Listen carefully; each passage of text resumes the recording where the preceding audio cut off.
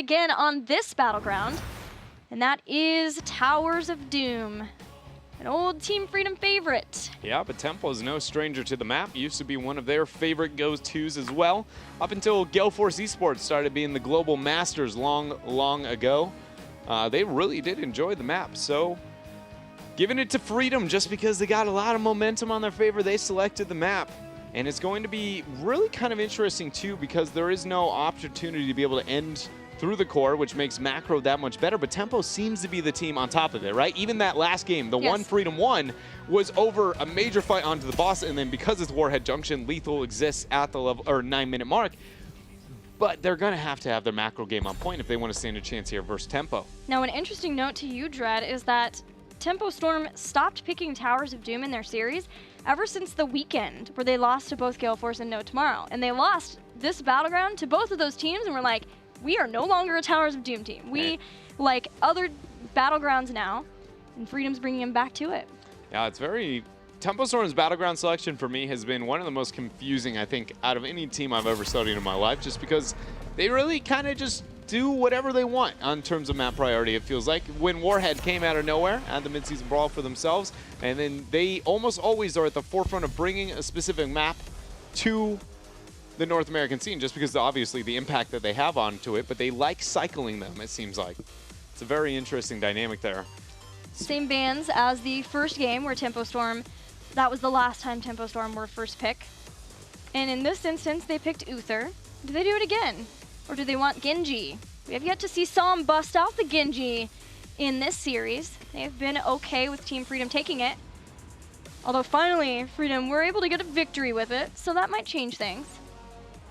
I feel like it is going to be... I feel like it's got to be the Genji. You know, it's such a good map for them. Because macro doesn't really matter that much. Rotations, or excuse me, wave clear specifically isn't that impactful. It's more about globals and rotations, which Genji is very, very good at. That leaves Stitches up to the other side of the table, though. Uther Stitches, no hesitation, and no surprise there. Freedom is so funny in their... When it's up, they're just gonna get it. But Tempo did it too. Abathur and Arthas, they knew what was coming. This is... Team Freedom should be assuming that that was going to be an Abathur-Arthas rotation. And they also should be able to provide an answer for it. But right now, Tempo Storm, considering the map and the synergy between the heroes, this is going to be possibly a very scary game. But also, Freedom's got their Stitches, and we know what they've been able to make, some absolute legendary hooks from them. Rhaegar is a ban, not wanting to provide the burst heal to the Genji. As well, if it's not the Ancestral Healing, then it would be a Divine Shield ideally. Tempo Storm has banned out D.Va from Nasmus. Tempo Storm has not changed anything on their draft from game 1 into this one. It is, right? Or was the Arthas something else? They had Uther, Abathur, and Arthas okay, instead. so the Uther instead of the Genji, but everything else, the D.Va, is still banned in the exact same phase. They are just not changing anything up, being like, well, if it isn't broken, why try and fix it? Now Freedom is the one forced to adjust in this draft. Greymane is up, and a common pick for Team Freedom to get. It also ensures that there's no Greymane Abathur, although frankly, there is plenty for Tempo Storm to ban and hat with Genji and Arthas up. And Clone. I'm really scared for Freedom, Gilly. I don't think it's out of the realm that they can turn it around here, but I feel like this is the breaking point where this draft gets really out of control, or they set it back to 50-50. 5 seconds. This realm needs me. What do you think? Are Two we there? picks that are comfort picks for Freedom, that's what I think. Yeah. I don't know if it has the momentum and the oomph I was looking for. Still a little bit scared. Tempo still need to find themselves a main support. With Rhaegar removed, there is going to be no reliable major burst support other than the Karazim. But again, his skill cap's so very high, it's not as reliable as you would expect. Still likely, I think, though, here. Is it a Chen again? Is this another Chen game? I mean, Lee Min can't make much happen. Stitches never wants to, you know, isolate the Chen onto its own. They do have Uther to be able to have a realistic stun and interrupt him and be annoying. Instead of Diablo and a Malfurion. This is... Is this roll 20 playing? A very, very strong composition for tempo and a very skirmish kind of pick-oriented comp from Freedom.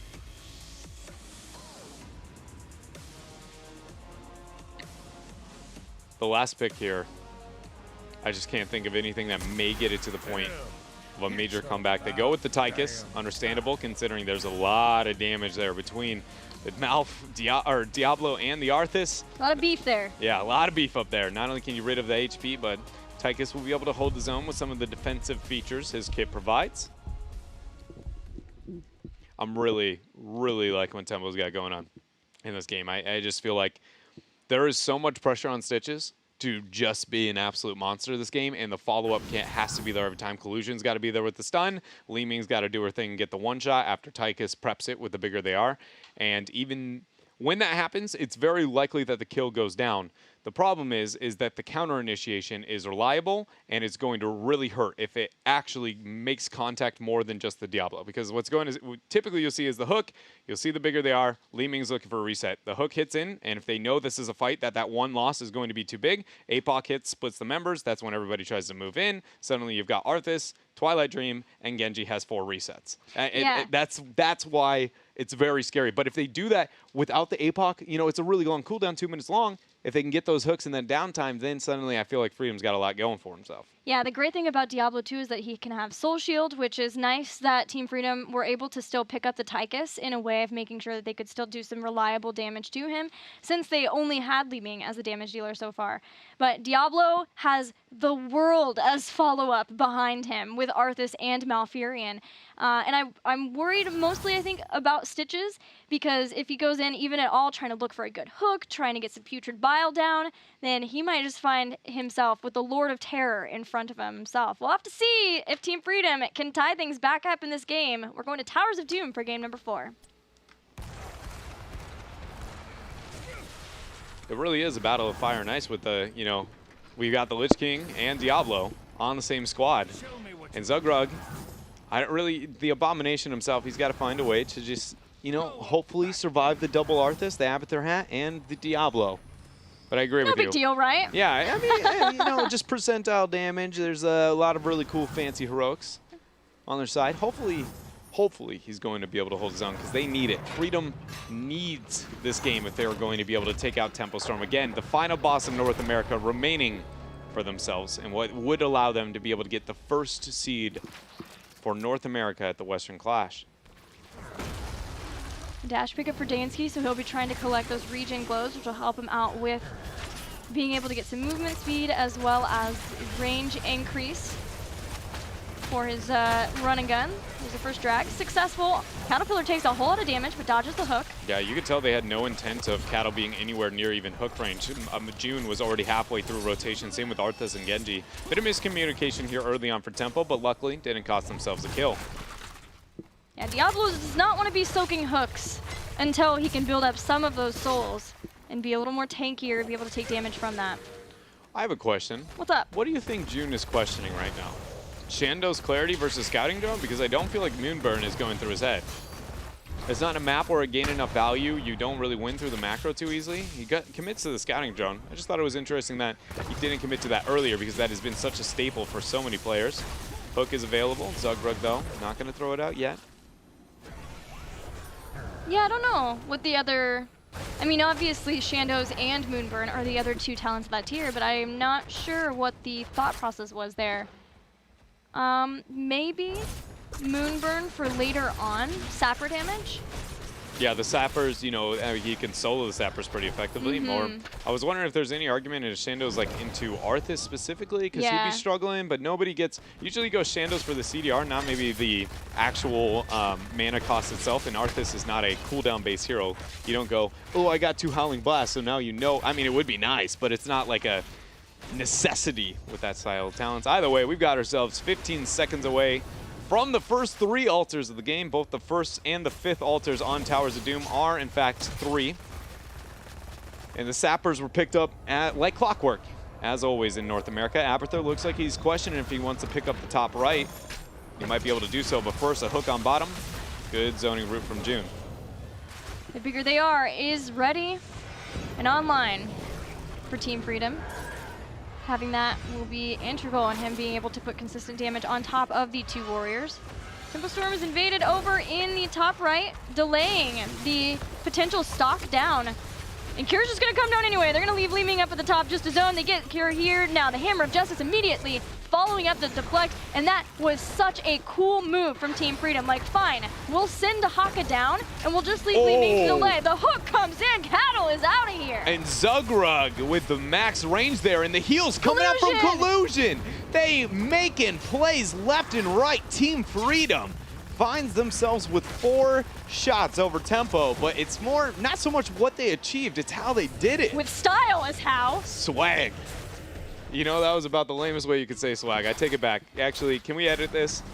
Wrap it up. Nope. Let's go home. We're doing it live.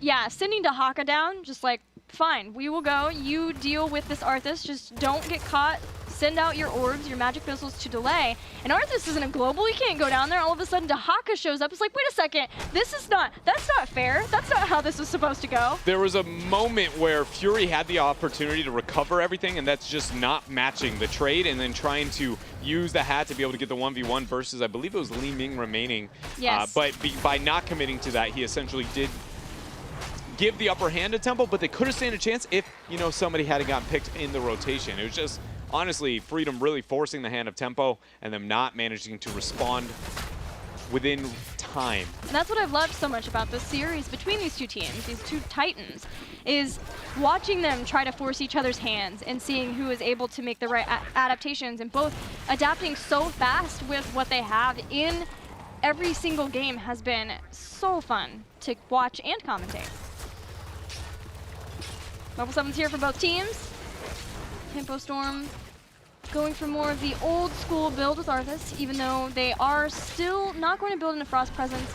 They in fact got an Eternal Hunger to help with a little bit more burst damage, but as well having more of the mana return off of Frostmourne Hungers. We still see Strangling Vines there for June on the Malfurion. Cattle gets hooked in, the combo is there. Bigger they are, orb thrown out. Now Genji looking to have some fun down on bottom. He's got himself a hat.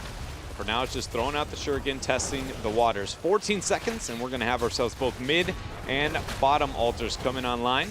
The 3 sappers still existing here for Freedom. They might get some free damage out. They might even get the bell tower. They're doing a lot of poke on this. The bell tower just barely lives. But they're fine to be able to take that later on. Look at Collusion though. If He's already started the necessary. channel. He's already started the channel, which means they have a huge time advantage here on mid if they can get just one delay. Nobody's can stop Genji. Look above. Kier gets there with the drag. He did it!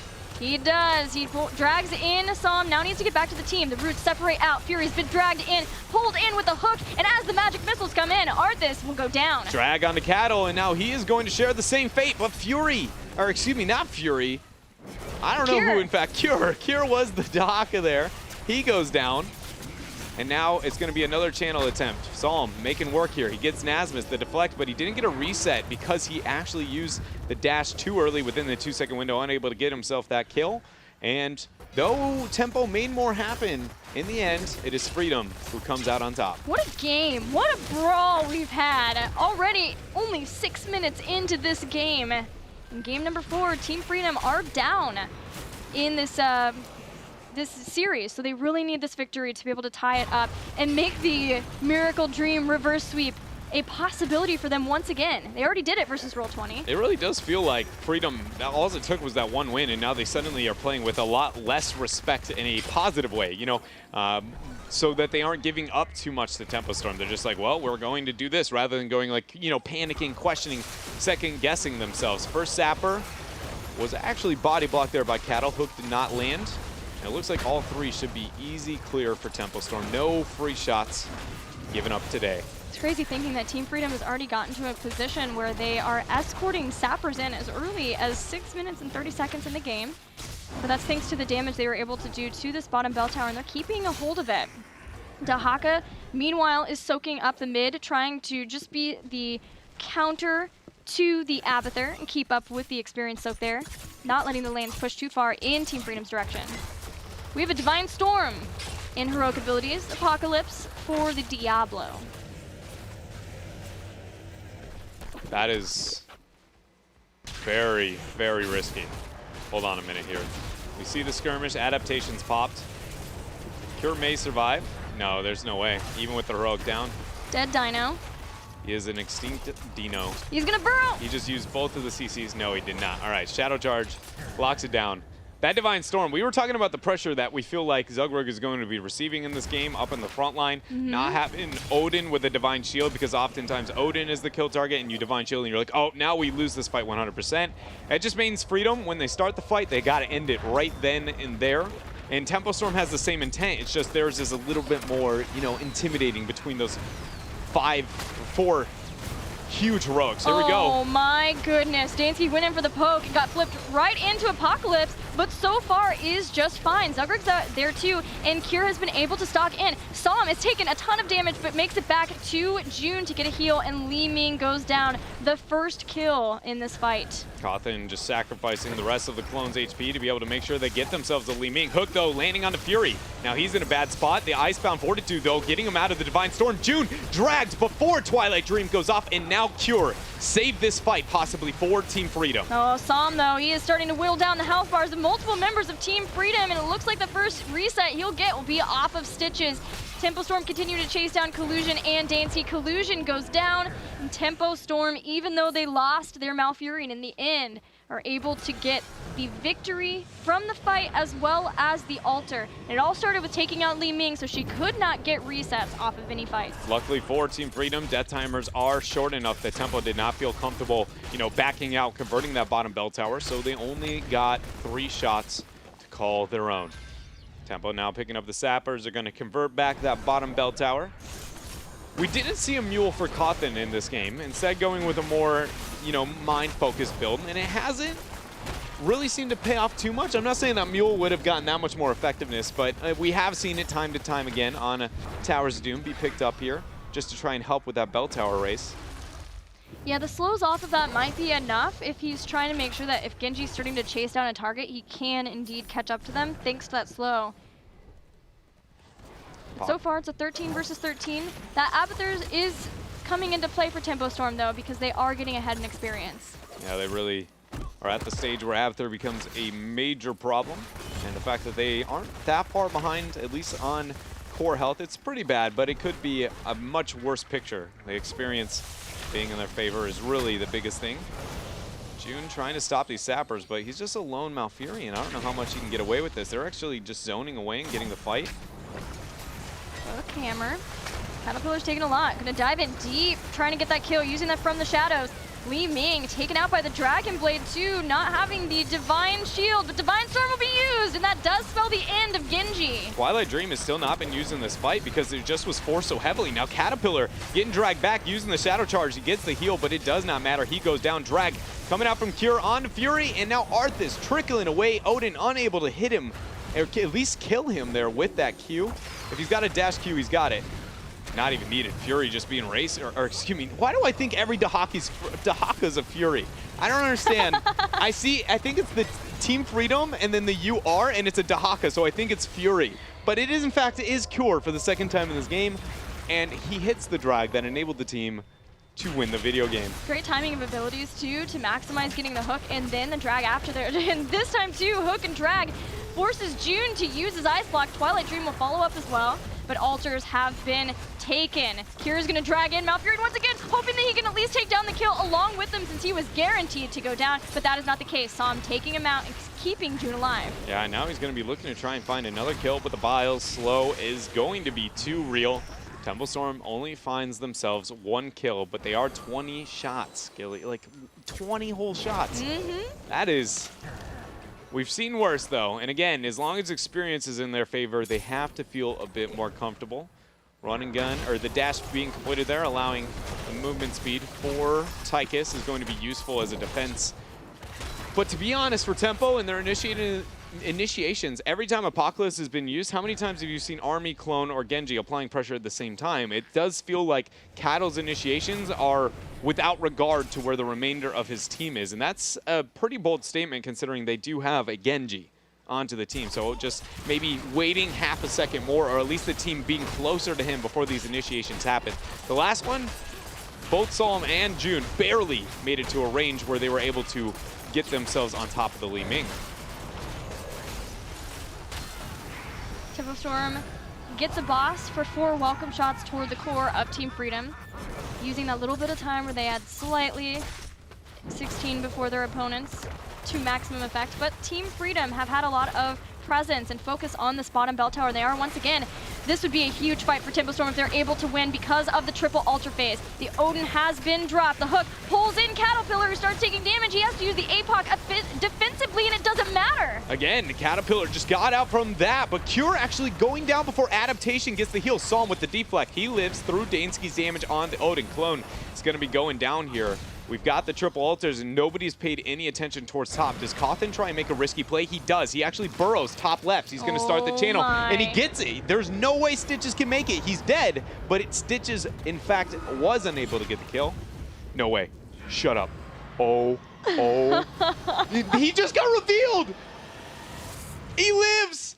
He's the greatest slug in the world. Cawthon luck with, now I feel foolish for saying a cheeky play earlier on, because that is the cheekiest play I've just about ever seen, taking away the altar. Not even going and getting his own, no, all the way over taking away Team Freedom's, and then still being able to get their own. Tempo Storm, thanks to that Abathur play, lives. It is 9-21, but they are still in this game. The ridding of the Sappers for now. Again, that was another fight where between the Apocalypse and the rest of the ults, it's just not on the same page. Tempo Storm committed to this Diablo pick late into the draft for the counter response and having that explosive team fight. But again, it's just June and Psalm are having a very difficult time getting in position to be able to aid Cattle. And that last time, though, more in Zugrug's hands, you know, getting the drag, forcing that bad APOC. At least it's too soon to be able to be effective. It was very much a panic. And so now, Tempo Storm has got to find a way to just bring it in, initiate as a group. And if they do, I'm still confident they've got opportunities to win fights. That time Team Freedom also were able to deal really effectively with the clone thanks to being able to take out Cattle. And they are, once again, are going to focus on Cattle, who dives in, has the APOC, and throws Dansky back in. But Dansky is fine. Li Ming, though, is not after the Twilight Dream. He's going to start sieging down. There is a drag. Divine Storm. Genji eliminated from the fight, but the clone remains. And there are a lot of ripe for the picking players as Collusion and Stitches will go down. Dansky doing the best he can, as well as Cure. But it looks like these two should be dealt with by Tempo. Turns out the only thing better than a Genji is in fact two, because without Cawthon luck, that fight would have been a lot worse on the clone. Getting rid of the Genji so early into the fight was the only thing that I saw Freedom getting once again. We got the Apocalypse and finally a Twilight Dream to be able to back things up. And for the first time in a long while, Tempo Storm ends up winning a fight.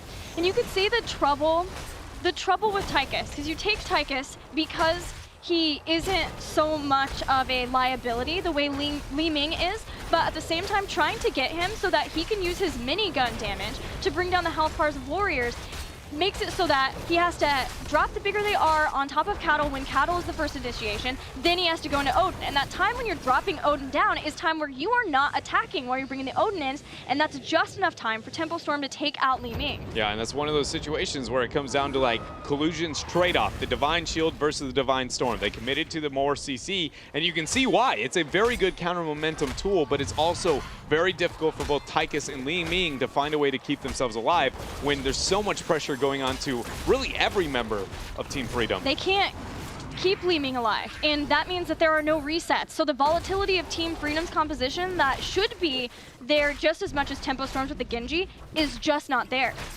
It very much isn't, especially because, like, again, that Twilight Dream was unable to hit more than just the kill target originally, and that shouldn't happen, but it shouldn't be to where that target dies because Uther could heal them.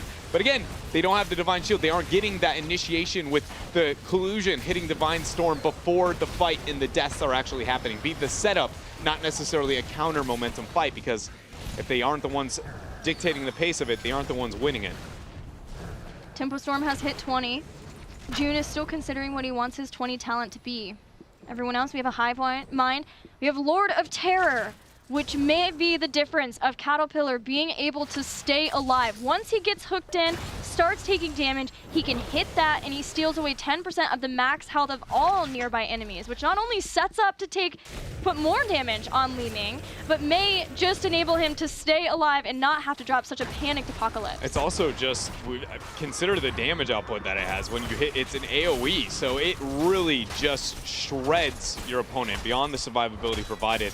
It is it big enough to turn into where I would never hook Cattle anymore. Yeah. It would just be like... Puts him in prime position. Yeah, he is going to almost single-handedly win the fight. If he gets a 5-man Lord of Terror and then an APOC afterwards and gets a kill target, I don't see a world where Tempo loses that fight unless it's Cattle versus the world. 4 seconds, and we've got a altar phase up. It's going to be 4-4, so we are not within lethal range for either team yet. But Genji down. Whoops. Saw him out there a bit too far. Luckily for Tempo, though, it's only costing them 5 shots. 5 shots, 1 altar. Could be worse at this stage of the game. Tempo Storm are going to make the best of this bad situation. They know they're going to lose the altar, but it'll take some time for Team Freedom to take it, and Team Freedom wanted to make sure they could get the bell tower, so they're trying to push into the mid somewhere, get something done during the time that Team Freedom beefs up this bottom lane. Freedom, though, they are going to make the most of that Genji kill. They have already taken 1 sapper camp. Tahaka's getting the next one. The bell tower is already theirs. They're clearing out the wave. They're trying to end this game. They're ready for game 5, and you know what? I have no reason to believe that they won't be able to. They've got Stitch. They've got a lot of amazing things. There goes the Lord of Terror. APOC's going to come out defensively in a couple of seconds. There it is. Twilight Dream, but Bolt, it came out too late. He only hit 2 targets. And now we see June and Diablo are dead. The Sapper's trying to move up. Collusion, Divine Storms. How many shots remain? 1, 2, 3. 1 shot on the core. We have another camp. Diablo will be back. No Apocalypse this time. Sapper steps forward, drag away. Genji's there, hoping that he can slice his way through the Sapper camp, but he does not make it. Team Freedom take game 4 and bring us back to game number 5. Oh, baby. Very well done there for Team Freedom. The whole game. Every initiation did not work out for Tempo Storm, and every time it didn't, they were like, we have the tools to be able to deal with this. Very well done from them. And their macro throughout the game, I feel like set the tone. Tempo the whole time was the team chasing. Yeah, Tempo were able to kill Li Ming earlier on, but it just wasn't ever enough to let Tempo fully catch up to the early game lead that Freedom were able to get. And that is Freedom understanding of the Abathur composition and the time before Tempo Storm were able to have the Abathur clone. That was huge of them to get that far ahead because it did give them some padding once team fights started to go somewhat in Tempo Storm's way. And it was never really so much in Tempo Storm's way. I think maybe one time they were able to get 4 out of the 5 kills, but otherwise Team Freedom used their draft very well and understood their opponents as well. Yeah, they did do an awesome job. And again, my biggest fear of Tempo was just like, if they hit this Wombo, we've seen what teams like Naventic, whenever they got the Wombo in the manner that they wanted, the fights are not even close. But Freedom did a very good job of making sure they split up. Cattle almost never got an Apocalypse on more than 1 target, and I know June, outside of that final Twilight, will only actually, I believe the most amount of targets hit was 1, which is never optimal for being a Malfurion player. So you could tell that Freedom was just kiting in their positioning very much on point. Well, 1 commercial break is left, and then we will find out the top of the standings for the North American region. We'll see you soon.